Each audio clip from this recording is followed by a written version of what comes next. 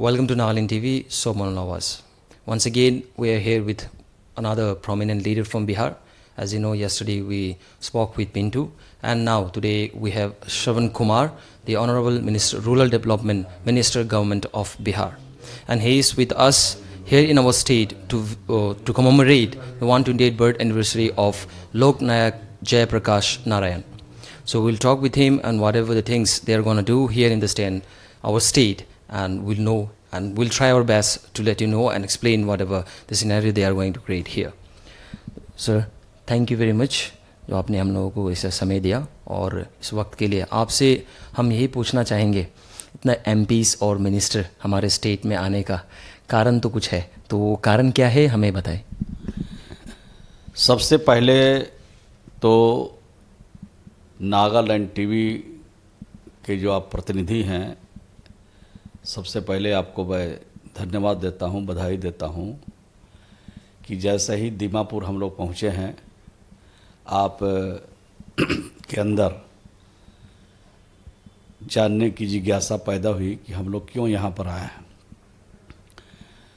इसके बारे में आप जानना चाहते हैं तो सबसे पहले नागालैंड टीवी के जो हमारे प्रतिनिधि हैं उनको मैं अपनी तरफ से और बिहार के सरकार के तरफ से बधाई देता हूं, धन्यवाद देता हूं, उनका स्वागत भी करता हूं। नागालैंड में हम लोग आए इसलिए हैं कि यहाँ पर लोक नायक जयप्रकाश जी की जयंती मनाने का काम हमारे पार्टी के जो यहाँ यूनिट है जनता दल यूनाइटेड, उसके तरफ से किया जा रहा है। और हम लोगों के सर्वमान्य नेता बिहार के लोकप्रिय मुख्यमंत्री श्री नीतीश कुमार जी 11 तारीख को यहाँ पर लोक नायक जयप्रकाश की जयंती जो समारोह है डीडी स्टेडियम में, उसमें संबोधित करेंगे। तो इसलिए हम लोग यहाँ पर लोगों को बताने के लिए आए हैं, लोगों को जानकारी देने के लिए आए हैं कि देश के सबसे बड़े नेता, समाजवादी नेता नीतीश कुमार जी 11 तारीख को नागालैंड प्रदेश के दीमापुर में लोक नायक जयप्रकाश नारायण की जयंती के अवसर पर पधार रहे हैं। आप सब शरीक होइए, आप सब शामिल होइए, ये लोगों से अपील करने के लिए हम लोग यहाँ पर आए हैं। यहाँ पर सुबह से रात से जब यहाँ पर आए हैं तो रात से लोग मिल रहे हैं और यहाँ के लोग बहुत अच्छे हैं, यहाँ के लोग बहुत सज्जन हैं, यहाँ के लोग बहुत सीधे साधे हैं। और जिन लोगों ने अभी तक हम लोगों से मुलाकात की है वो सब लोगों ने उस कार्यक्रम में शिरकत करने के लिए, आने के लिए लोगों ने कहा है और बड़ी तादाद में लोग आएंगे ऐसी संभावना है। अभी सुबह को जब यहाँ पर 10-11 बजे के करीब यहाँ पर जो हमारी महिला इकाई है, महिला इकाई के सदस्य लोग भी यहाँ पर आए थे और उन लोगों से भी बातचीत हम लोगों ने किया। उन लोगों को जब बिहार की योजनाओं के बारे में बताया कि बिहार में महिला के लिए हम लोग क्या कर रहे हैं, हमारी सरकार बिहार में क्या कर रही है, उसके बारे में जब उन लोगों ने जानकारी प्राप्त किया, जब उनको मालूम हुआ तो आश्चर्यचकित हो गए। उनको लगा कि ये सारा जो काम बिहार में हो रहा है, अगर उसी के तर्ज पर अगर यहाँ पर कुछ काम होता महिलाओं के लिए तो महिलाओं के लिए कितना अच्छा होता, कितना बेहतर होता और यहाँ की महिलाएं भी जागरूक हो जाती और जागरूक होकर के अपने परिवार का भरण पोषण, अपने परिवार की आर्थिक और सामाजिक शैक्षणिक दृष्टिकोण से भी महिला यहाँ पर आत्मनिर्भर बनती। ये महिलाओं ने हमें इस बात बताई है। और हमने 2-3 योजना की सिर्फ चर्चा की है, अभी तो पूरी योजना की चर्चा भी हमने नहीं किया। हमने सिर्फ ये कहा कि हम बेटियों को पढ़ाने के लिए वहाँ पर बिल्कुल खजाना खोले हुए हैं। हमारी आंगनबाड़ी से यात्रा शुरुआत होती है, जहाँ 3 साल के लड़के और लड़कियाँ पढ़ती है, गरीब घर के बच्चे, उनको 400 रुपया पोशाक से शुरू करते हैं और उनको जो हम पौष्टिक आहार देते हैं वो भी देते हैं। और जब उससे आगे बच्चे और बच्चियाँ हमारी निकलती है तो प्राइमरी एजुकेशन में जाती है तो उनको पोशाक के लिए हम 500 रुपया देते हैं और उसके बाद मध्याह्न भोजन भी देते हैं, किताब के लिए भी पैसा देते हैं, छात्रवृत्ति भी देते हैं। और उससे आगे बढ़ते बढ़ते जब बच्चे हमारे 9वीं क्लास में चले जाते हैं तो उनको साइकिल के लिए 3,000 रुपया हम देते हैं। और चाहे लड़का हो चाहे लड़की हो, चाहे गरीब हो चाहे अमीर हो, चाहे किसी जाति का, किसी धर्म का, मजहब का मानने वाला बच्चा, बेटा बेटी हो, उसको साइकिल योजना का भी लाभ देते हैं। और लड़कियों को सैनिटरी नेकपिन के लिए भी हमने 300 रुपया उनको हम देने का काम करते हैं सरकार की तरफ से। और इसके आगे अगर मैट्रिक में लड़कियां फर्स्ट डिवीजन से पास करती है तो उनको 15,000 रुपया राज्य के खजाने से प्रोत्साहन योजना के लिए देते हैं। उससे जब आगे बढ़ते हैं तो जब इंटर पास कर जाती है तो उनको राज्य के खजाने से प्रोत्साहन राशि, मुख्यमंत्री प्रोत्साहन राशि 25,000 रुपया देते हैं। और ग्रेजुएशन जब कर लेती है तो उनको 50,000 रुपया राज्य के खजाने से हम प्रोत्साहन राशि के रूप में देने का काम करते हैं। और बच्चा हो या बच्ची हो, लड़का हो या लड़की हो, अगर कोई टेक्निकल एजुकेशन चाहता है या मेडिकल में, इंजीनियरिंग में, पॉलिटेक्निक में, ITI में कोई टेक्निकल पढ़ाई करना चाहता है, यानी उस शिक्षा का ज्ञान प्राप्त करना चाहता है, या वकील बनना चाहता है, प्रोफेसर बनना चाहता है, डॉक्टर बनना चाहता है, उसके लिए भी 4 लाख रुपया स्टूडेंट क्रेडिट कार्ड के माध्यम से उनको पैसा देते हैं। और पैसा उनको जब देते हैं तो उस शिक्षा का ज्ञान प्राप्त हो जाएगा। उनको नौकरी लग जाना है तो लौटाने की परंपरा है। अगर नौकरी नहीं लगेगी तो सरकार उसकी समीक्षा करके माफ़ी भी कर देती है। तो इस प्रकार की योजना के बारे में जब उनको हमने जानकारी दिया तो बहुत प्रसन्नचित हुए, उनको बहुत मन में खुशी हुई और कहा कि इस तरह की योजना और भी हम लोग के राज्य में भी चलना चाहिए। इस बात को लेकर वो गांव में जाएंगे, लोगों से संपर्क करेंगे और घर घर जाकर के जो नीतीश कुमार जी का काम है बिहार में, उस तरह का काम यहाँ भी हो, इस तर्ज पर भी काम हो, तो इसके बारे में लोगों को बताएंगे। ये संदेश लोगों तक पहुँचाएंगे। और नीतीश कुमार जी जब खुद आएंगे और खुद 11 तारीख को अपनी बात रखेंगे तो वो भी संदेश के रूप में लोगों तक पहुँचाएंगे। जी धन्यवाद सर। आपसे मैं ये भी पूछना चाहूँगा कि लोक जयंती तो है नारायण जी का, जो एक लोक नायक थे, उनका बर्थ एनिवर्सरी है, 120 बर्थ एनिवर्सरी।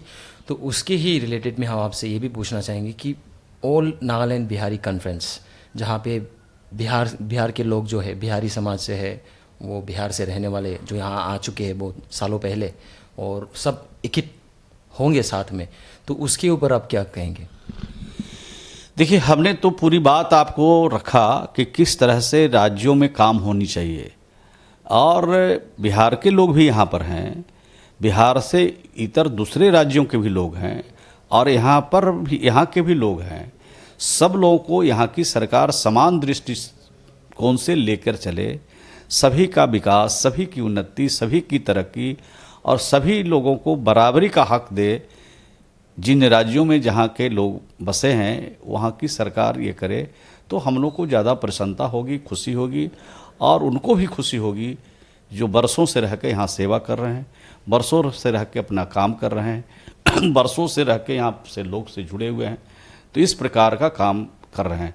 हमने दूसरी बात भी उन महिलाओं से शेयर किया कि जिस विभाग का मैं मंत्री हूँ, ग्रामीण विकास विभाग, और ग्रामीण विकास के जरिए जो महिला सशक्तिकरण के लिए जो हमने काम किया और बिहार की सरकार ने काम किया, उसके बारे में जब उनको बताया तो उनका तो और हौसला बढ़ गया और उनको लगा कि बहुत अच्छा बात आप कह रहे हैं, इसको भी लेके हम लोग गांव में जाएंगे, महिलाओं के बीच में जाएंगे और महिलाओं से इस संदर्भ में बातचीत करेंगे।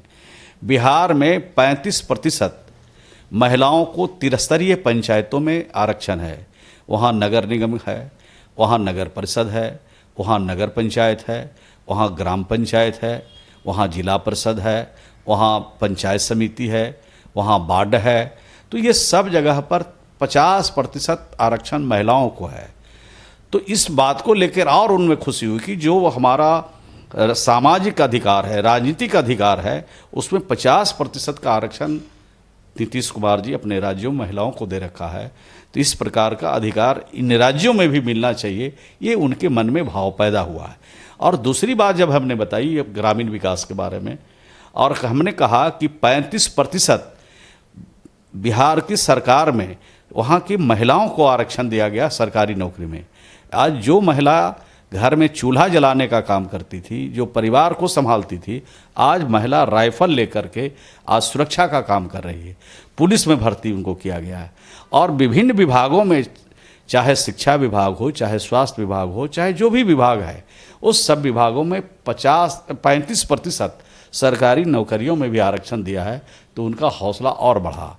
और तीसरी बात जब हमने उनको बताया कि आज बिहार में 10,35,000 से भी ज़्यादा स्वयं सहायता समूह है, जो पूरे देश में आजीविका के नाम से जाना जाता है, बिहार में स्वयं सहायता समूह के नाम से, जीविका के नाम से जाना जाता है। तो 10,35,000 स्वयं सहायता समूह हम लोगों ने बनाया है, यानी 1,47,00,000 के आसपास महिलाओं को हम लोगों ने, परिवार को जोड़ा है। और ये जो परिवार को हम लोगों ने जोड़ा है, उनको आत्मनिर्भर बनाया है विभिन्न क्षेत्रों में, चाहे कृषि का क्षेत्र हो, चाहे रोजगार का क्षेत्र हो, चाहे अन्य प्रकार के जो काम हैं, उसमें सकल घरेलू उत्पाद को बढ़ाने का जो सिस्टम है, उन चीज़ों में उनको हम लोगों ने लगाया। और वो महिला कल तक अगर उनके बच्चे बीमार पड़ते थे तो उनको महाजन पर निर्भर रहना पड़ता था। उनके अगर बच्चे बीमार पड़ जाए तो महाजन के सामने हाथ पसार रही है और गिड़गिड़ा रही है कि हमारा बच्चा बीमार है, हमको 10,000 दे दो, हमको 5,000 दे दो, हमारे बच्चे का इलाज कराना है। आज वो महिला महाजन से मुक्त हो गई। आज खुद ब खुद जो स्वयं सहायता समूह है, उससे पैसा लेके अपने बच्चों का दवाई करा सकती है, अपने बच्चों की पढ़ाई कर सकती है, उससे पैसा लेके रोजगार कर सकती है। 1% पर सूद उनको देते हैं और समय पर महिलाएं पैसा भी जमा करती है अपना कारोबार करते हुए। यानी महिला जो किसी प्रकार से पढ़ी लिखी है, साक्षर है, वैसी महिलाओं का ग्रुप बना करके वहाँ उनको आत्मनिर्भर बनाने का काम किया है और आत्मनिर्भरता बढ़ रही है। महाजन का बिल्कुल नाम निशान बिहार में मिट गया और बैंकों के माध्यम से कारोबार भी कर रही है, अपने परिवार को भी चला रही है, अपने बच्चों को भी पढ़ा रही है, अपने परिवार का भरण पोषण भी कर रही है और घरेलू काम करते हुए महिलाएं आगे बढ़ रही है। तो इस प्रकार का काम वहाँ बिहार में हमारा हो रहा है। तो ये महिला जो यहाँ पर हमारी कमेटी है, उन महिलाओं ने जो बात हमारी सुनी है, उनके मन में काफ़ी खुशी है, प्रसन्नता है और लगता है कि वो आगे इस बात को गांव तक ले जाएंगे, महिलाओं में फैलाएंगे, ताकि महिला और सशक्त हो। यहाँ की भी महिलाएं बिहार की महिलाओं की जैसे सशक्त हो, वहाँ के महिलाओं की तरह यहाँ की भी महिला आगे बढ़े, उनकी भी तरक्की हो, इनके मन में भाव पैदा हुआ है। तो निश्चित रूप से ये बात फैलाएंगे और नीतीश कुमार जी का जो शासन है, नीतीश कुमार जी का जो काम है, आज देश में नज़ीर बन रहा है। उसका जो मॉडल है बिहार का, वो हर राज्य में आज उसको डिमांड मांग है, आज हर राज्य में उसको लागू किया जा रहा है। इसके अलावे भी बहुत सारे हम लोगों ने काम किया है, उतना तो वक्त आप नहीं देंगे, लेकिन समय आपके पास जब रहेगा तो उन चीज़ों को भी रखेंगे कि किस तरह से देश में बिहार का जो काम है मॉडल बनता जा रहा है। तो ये काम संक्षिप्त में आपके माध्यम से नागालैंड के भाइयों और बहनों के लिए ये संदेश देना चाहते हैं कि आप 11 तारीख को श्री नीतीश कुमार जी के कार्यक्रम में आइए, स्टेडियम में पधारिए और उनकी बात को सुनिए। किस तरह से बिहार आगे बढ़ रहा है, उसी तरह से देश का हर राज्य आगे बढ़े, हर राज्य तरक्की करे, हर भाई बहन आगे बढ़े। इसी के लिए हम लोगों ने आमंत्रित करने के लिए हम लोग आए हैं। मुझे विश्वास और भरोसा है कि हम लोग की बात को यहाँ के लोग स्वीकार करेंगे और मुख्यमंत्री जी की बात को सुनने के लिए ज़रूर आएंगे, यही कहने के लिए यहाँ पर आए। जी सर, आपसे मैं ये एक चीज़ और पूछना चाहूँगा ज़रूर। जैसे कि हम लोगों को ये सुनने में भी आया और ये हर एक पत्रकार के घर में और सबके बोलने के जो हम लोग न्यूज़ में भी देखते हैं कि नीतीश जी, मुख्यमंत्री जी, वो राष्ट्रीय दल बनाने का घोषित जेडीयू को कर चुका है और उनका एक दौर चल रहा है देश के अंदर कि जनता दल यूनाइटेड को कैसे एक राष्ट्रीय दल बनाया जाए।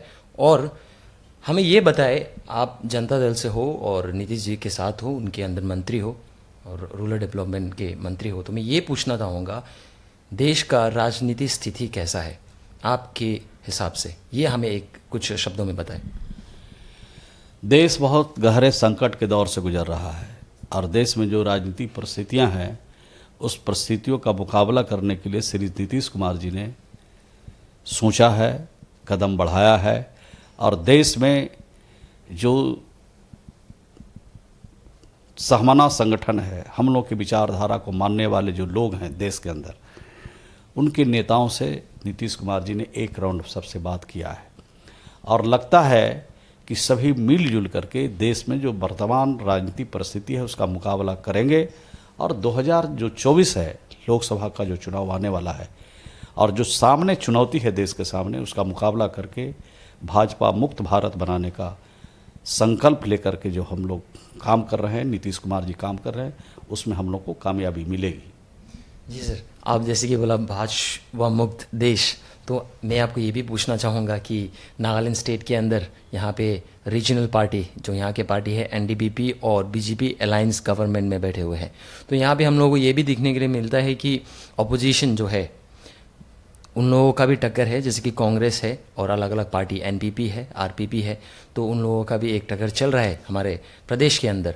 तो यहाँ जेडीयू कैसे अपना मुकाबला बनाएगा? यहाँ देखिए, जो लोग भाजपा मुक्त भारत बनाना चाहते हैं, चाहे वो क्षेत्रीय दल हों, चाहे राष्ट्रीय दल हों, चाहे जो भी भाजपा मुक्त बनाने के लिए जिन राज्यों में वहाँ के नेता, वहाँ के पॉलिटिकल पार्टियाँ, वहाँ के क्षेत्रीय दल चाहती है, उस सब को एक साथ लेकर के, एक साथ बैठ करके, एक साथ मिल करके इसका हम सब लोग मुकाबला करेंगे। आज देश के सामने सबसे बड़ी जो चुनौती है वो महंगाई का चुनौती है। देश के सामने जो सबसे बड़ी चुनौती है वो रोज़गार की चुनौती है। देश में सबसे बड़ी जो चुनौती है वो संविधान बचाने की चुनौती है।